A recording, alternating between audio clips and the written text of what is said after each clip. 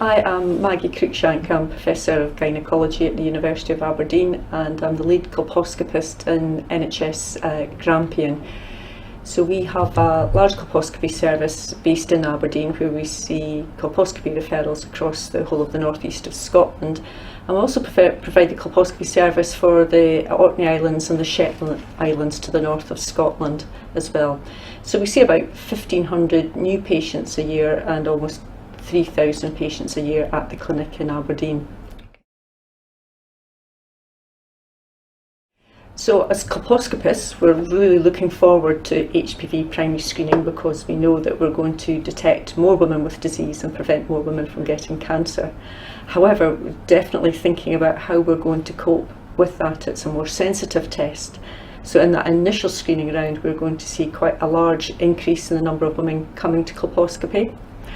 It also coincides because in Scotland in 2016 we changed the age range and the frequency of screening, and the combination of all these factors means that in 2022 we're going to have a huge increase in the number of women coming to colposcopy through primary HPV screening, but the other changes as well.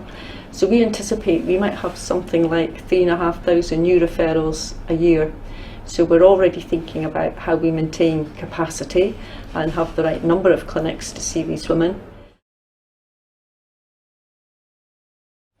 Actually, looking back in time, I started training in colposcopy in 1990, and although there's been changes in cytology, classifications and the referral and the management pathways, there hasn't really been any change at all in diagnostic colposcopy or the treatments that we've done over all these years. So it's quite interesting to see these new technologies coming in, and particularly when we're anticipating a lot of change with primary HPV screening.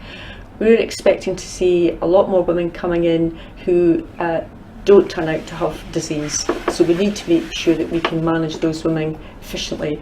We don't want women coming in who are not at risk of getting cancer and having to have extra biopsies or unnecessary treatments or coming back for unnecessary visits.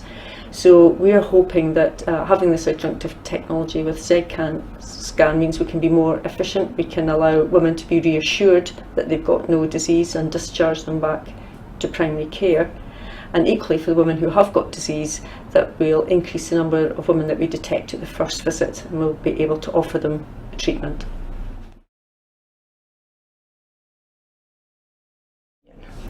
Well, of course it did, because we looked at the NICE. It's so important that we look at all the evidence and what the evidence base is.